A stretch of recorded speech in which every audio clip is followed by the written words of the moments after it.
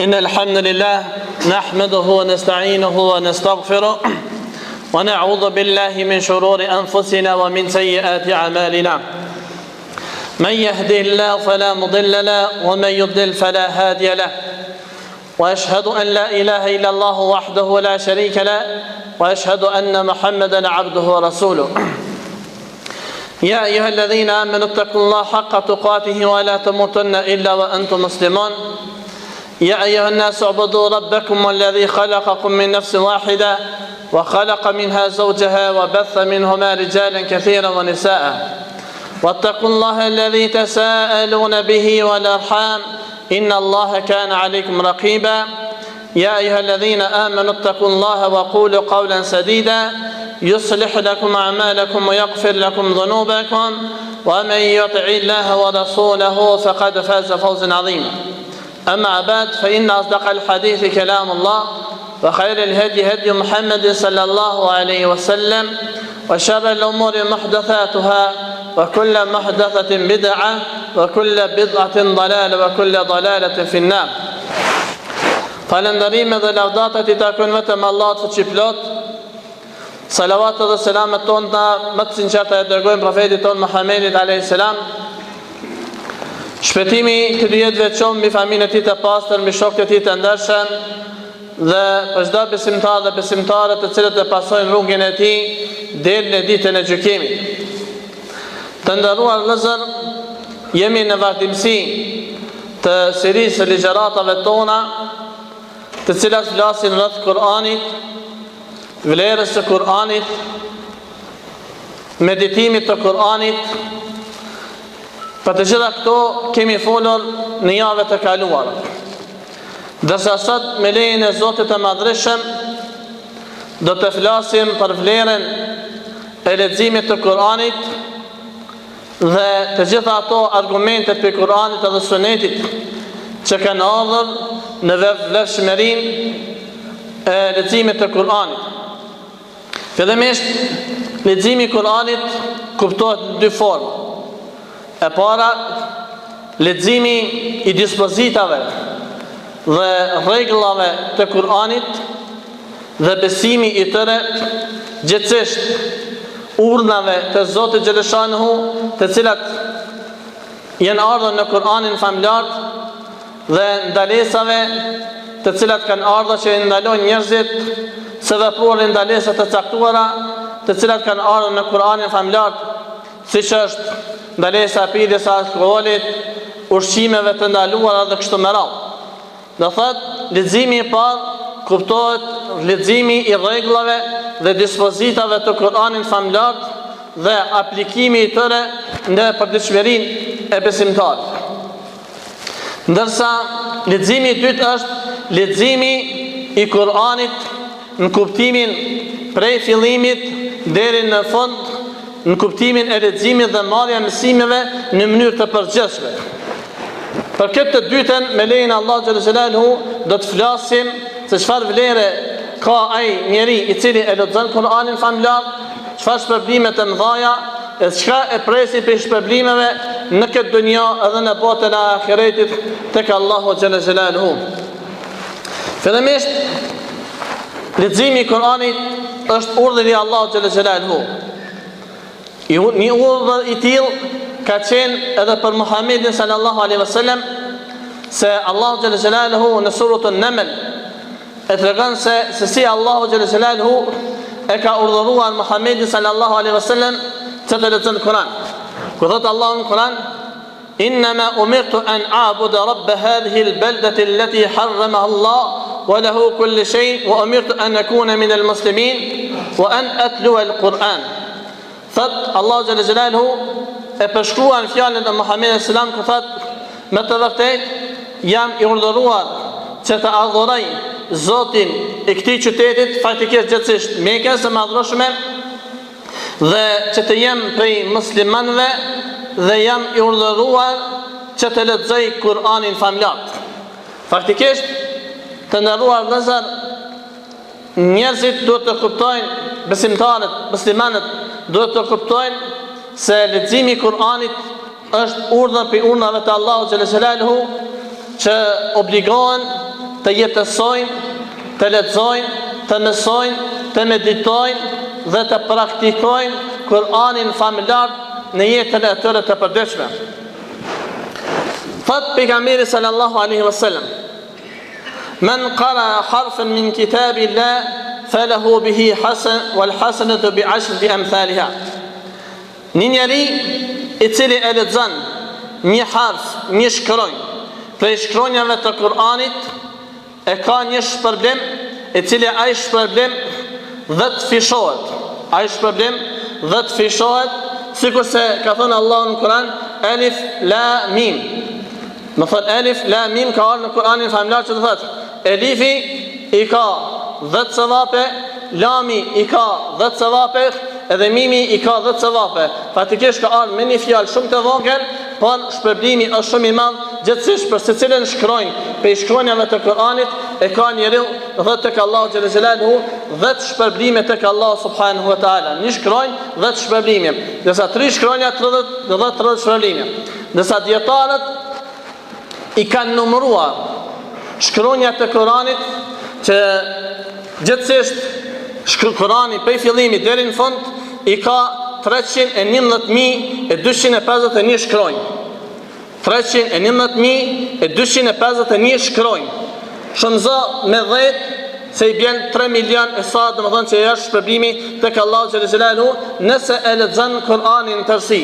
Kështu që të nderuar vëllezër, kjo padyshim, ky hadith e pejgamberit selam, ky shpërblim të cilën Allahu xhalla xhelaluhu ja ka garantuar në mënyrë të domosdoshme besimtarëve që ata të cilët e lexojnë Kur'anin familjar kanë shpërblime të mëdha tek Allah subhanahu wa taala. Kur ne kemi shumë gjinoje, në kohën kur kemi shumë pak të mira, në kohën kur shumë pak kemi projekte në të cilat mund të realizojmë në kuptimin e bamirësisë të ngjashme, atëherë Allah subhanahu wa taala e ka lanë edhe ka justifikuar për njerëzit prej kohës së Muhamedit sallam, edhe në ditën e dytë të gjykimit, që shpërblimet e leximit të Kur'anit të kenë të vazhdueshme, të rrjedhshme. Kështu që padyshim të nderuar vëllezër, kur njeri merr i analizon këtë ajet, këtë hadith e pejgamberit sallam, padyshim e inkurajon dhe e nxit akoma më shumë që njeriu të ketë projekt të përditshmërisë së tina leximin e Kur'anit, për arsye se leximi i Kur'anit është ushqyes i zemrave dhe të shpirtit dhe është pastrues i çdo gjëje të keqe të cilën e ka njeriu në zemrën dhe në shpirtin e tij. Kur'ani është ndërmjetësues për atë i cili e lexon në ditën e gjykimit. Thot pejgamberi sallallahu alaihi wasallam: "Iqra'ul Qur'ana", lexojeni Kur'anin. Se me të vërtet Kur'ani vjen në ditën e gjykimit ndërmjetësues për atë i cili e ka lexuar. Gjithashtu thot pejgamberi sallam: "Lexojeni Zahrawain", lexojeni dy të shëndritshmet. Lexojeni dy të shëndritshmet që është ardhur për qëllim suratul kapitullin Al-Baqara dhe kapitullin Ali Imran. Dy surat më të gjata në Kur'an. Thot pejgamberi sallam: "Ai i cili e lexon këto dy sure në ditën e gjykimit i vjen shpërblimi, faktikisht në ditën e gjykimit i vijnë ato si strej, si shpërblim për besimtarin në ditën e gjykimit, në atë ditë ku nuk bën pasuri, as malli, as evlat, as gjë tjetër, vetëm se veprat e mira të cilat i ka punuar njeriu për Allahun xhalla xhelaluhu." Gjithashtu thot pejgamberi sallallahu alaihi wasallam: "Yuqalu li sahibil Qur'ani", ju thuhet në ditën e gjykimit ai i cili ka lexuar Kur'anin: "Iqra wartaqi", lexo dhe ngritu. Lexo dhe ngritu. "Warattil kama kunta turattilu fi dunya", dhe lexoje Kur'anin ashtu sikurse ke qenë duke e lexuar në dunja, se më të vërtet shpërblimi i jot në ahiret është në ajetin e fundit që ke ndaluar në këtë dunja. Sa ke lexuar në këtë dunja, edhe në atë ajet, edhe në atë vend ku je ndaluar në këtë dunja, ti faktikisht do të ngritesh duke lexuar Kur'anin në familjar dhe duke marrë shpërblime të mëdha tek Allahu subhanahu wa ta'ala. Gjithashtu thot pejgamberi sallallahu alaihi wasallam që agjerimi dhe Kur'ani ndërmjetësojnë për robin e ditën e gjykimit. Thot pejgamberi alayhis salam, "As-siyam wal-Qur'an lil-'abdi yawm al-qiyamah, yashfayani lil-'abdi yawm al-qiyamah." Padyshim se Kur'ani dhe agjerimi ndërmjetësojnë, bojnë shafat tek Allahu xhalla xhelaluhu. Agjerimi thot, ja Allah, unë e kam ndaluar robin tim së ushqyerit gjatë ditës. Nësa Kur'ani thot, unë e kam ndaluar robin tim duke lexuar gjatë natës, dhe kështu që të ditë ndërmjetësojnë tek Allahu subhanahu wa ta'ala. Thot pejgamberi alayhis salam, "Ayuhibbu ahadukum idha raja'a ila ahlihi an yajid fihi thalath khilafat."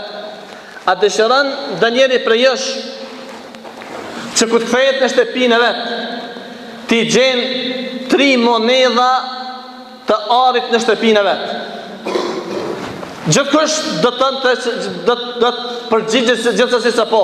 Po njëkohësisht edhe sahabët do përgjigjen po. I tha pejgamberi alayhis salam që ndonjëri prej jush ti lexoj 3 ajete në namazin e tij është më e vlefshme edhe më e shpërblyeshme tek Allahu xhalla xhelalu se sa mi gjet 3 monedha të arit ose të argjendit. Mi fal namazin me 3 rekate, me 3 ajete. Fjala vjen sura më e shkurt të surave të Kuranit është Inna atajna kel kauthar. Për shembull, këta pothuaj se nuk ka besimtar vetëm se e din. Për arsye se është surja më e shkurt, praktikisht e praktikojnë në sunetet dhe në farzet e tyre. Me qëta, kur njeriu e lexon, shëqani sa shpërblime të mëdha ka tek Allahu xhalla xhelaluhu.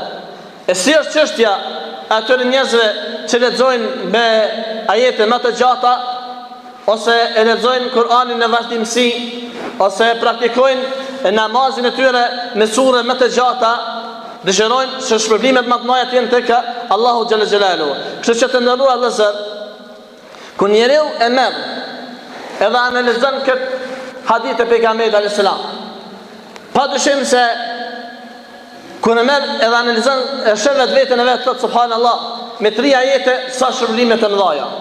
Por si do të ishte çështja ime sikur në të lexoja me një sure më të gjatë, çfarë shpërblime të mëdha do të kem tek Allahu xhalla xhelaluhu? Padyshim se shpërblimet do të jenë shumë të mëdha. Kështu që të nderuar vëllezër, të inkurajojmë vetveten tonë që në vazhdimsi të bëjmë projektet tona të përditshme në leximin, në nxënien e përmendjes të Kuranit edhe kështu me radhë, në meditimin, në studimin dhe çdo gjë që të kemi të paqartë, të mundohemi të analizojmë dhe të studiojmë dhe të gjitha këto të marrim të konvertojmë në praktikën tonë, në veprat tona të përditshme që të bëhemi sadopak të gjallë dhe të gjallërojmë Kur'anin në përditshmërinë tonë me lejen e Allahut xhalla xhelaluhu. Thot pejgamberi alayhis salam, ai i cili i fal 5 kohë namazit, nuk do të shkruhet tek Allahu xhalla xhelaluhu për njerëzve të pakujdesshëm. Ai i cili e lexon gjatë një nate 100 ajete do të shkruhet tek Allahu xhalla xhelaluhu për njerëzve qanitin, njerëz të cilët i përulen Allahut xhalla xhelaluhu. Thot pejgamberi alayhis salam, la hasada illa fi ithnain. Nuk ka xhelozi vetëm se në 2 gjëra. Në njeriu të cilët Allahu xhalla xhelaluhu ja ka jepur Kur'anin dhe ai atë e praktikon dhe e lexon gjatë ditës së tij dhe gjatë natës së tij. Fatikisht një njeri i cili e sheh, e ka jetë të vetë Kur'anin, e ka knatësi të vetë Kur'anin, e ka referencë të përditshme të tina të Kur'anin, thot pejgamberi sallallahu alajhi wasallam, këtë njeri do të pas xhelozi. Dhe një njeri tjetër është ai njeri i cili ka pasuri të mëdha dhe atë pasuritë e tina e shpërndan gjatë ditës në mënyrë të msheft që nuk e din askush tjetër, edhe në mënyrë të hapur ku e din dhe është publike për të gjithë njerëzit. Të nderuar vëllezër, të mundohemi Kur'anin të gjallërojmë duke e nxjerrur pi rrafave tona, të nxjerrim pi rrafave tona që është bë Kur'ani fatkeqësisht vetëm se vend ku simbolizon të qenjurit tonë musliman asgjë më tepër. Thjesht e shën në rrafta të shtëpive, në rrafta të lokaleve dhe kështu me radhë. Por Kurani nuk është që të qëndroj vetëm në rrafta të shtëpive ose të dyqaneve, por ai të nxjerrë për asajna dhe të praktikohet ato urna të mbrëmshme të cilat janë të Kuranit. Si është e arsyeshme në një lokal ose në një vend të ngjitet Kurani, ndërsa aty të bëhet harami. Nuk ka logjik. Nuk është e arsyeshme asesi. Për Kurani të nxjerret, të lexohet, të mësohet, të meditohet dhe të ajo gjithë ato të praktikohen në jetën tonë. Kurani do të më thënë ajo e cila na ndalon në vazhdimsi ku të shohim, me thonë, mos komboni ndonjë gjëna që të kthehemi. Mos komujt me bën deri të mirë që Kurani më urdhëron mua më të bëni të mirë e nuk e kam bërë. Faktikisht në këtë koncept të mundohemi që të praktikojmë jetën tonë me jetë që të jetojmë me Kur'anin famlar. Ashtu edhe para një kohë kam thënë që për dëshmërinë tonë, ditën me të kalu, mos me çel Kur'anin, unë besoj për një besimtar është e turpshme. Është e turpshme për një njeri që brenda ditës mos me çel Kur'anin, s'paku një ajet me lexu. Vesh me çel, vesh diçka me lexu. A më kjo me qenë për dëshmëri. Me qenë për dëshmëri e jana që në vazhdimsi sa do pak, nuk ka më rëndësi sa. Veç me çel Kur'anin, dy rreshta, njëra është me lexu, është e mjaftueshme. Është e mjaftueshme vetëm që ose mos ta kalon dita që mos të jetë e zbet ose që të jetë dita e thatë që ne nuk e kemi lexuar Kur'anin famlar. Thot pejgamberi alayhis salam, khairukum man ta'allama al-Qur'ana wa 'allama. Më i miri për jush është ai i cili e mëson Kur'anin edhe ua mëson të tjerëve Kur'anin. Gjithashtu thot pejgamberi alayhis salam në një transmetim tjetër, inna afdalakum man ta'allama al-Qur'ana wa 'allama. Më i miri, më i vlefshmi, më i bereqetshmi për jush është ai i cili e lexon Kur'anin dhe ua mëson të tjerëve Kur'anin. Gjithashtu thot pejgamberi alayhis salam për njerëz të cilët ulen dhe mësojnë Kur'anin, se çfarë probleme ka, thot nuk ulen një grup i njerëzve në një shtëpi për shtëpive të Allahut, që janë xhamiat, të cilët e lexojnë Kur'anin dhe mësojnë atë në mesin e tyre, vetëm se atyre u zbresin me lajqet, ju zbret mëshira e Zotit, i rrethojnë me lajqet me lejen e Allahut xhalla xhelaluhu dhe i përmend Allahu xhalla xhelaluhu në mesin atyre të cilët e ka në mesin e tij. Gjithashtu thot pejgamberi alayhis salam, men batta'a bihi 'amaluhu lam yasra bihi nasbuhu. Ai njeri i cili e keqja e neglizhon, atë njeri të cilin e keqja e neglizhon në ditën e gjykimit nuk i bën dobi nëse ai i përket një familje ose një familjes tjetër. Kështu që nuk do të thotë ky hadith e pejgamberit sallallahu pjesa e fundit me plot fuqishëm e shfuqizon ato pretendimet e njerëzve që pretendojnë të marrin shpërblime vetëm në bazë të mendjes ose vetëm në bazë të neglizhencës, ku ta diu në forma të ndryshme, por ky hadith e pejgamberit sallallahu e fuqizon që njeriu duhet të ulet, duhet të punoj, duhet të angazhohet, duhet që sa më shumë që të punoj, vetëm që të merr shpërblime tek Allahu subhanahu wa taala. Padyshim se ne do të vazhdojmë edhe në hutbet e tjera, të cilat flasin për vlerën e Kuranit ose shpërblimet e Kuranit e kështu me radhë, vetëm që të mundohemi që deri në Ramazan të kryjmë të këtë seri të ligjëratave, që kur të vjen Ramazani të sa do pak të jemi të përgatitur në leximin e tij, në studimin e tij, në meditimin e tij, kështu që atëherë të zgjallërojmë edhe të fuqizojmë Kur'anin edhe këto zemra të zbeta dhe të vrazhda dhe të këqija të cilat i kemi fatkeqësisht ti mundohemi ti pastrojmë vetëm duke e praktikuar mësimet e shëndosha të Kur'anit dhe Sunetit.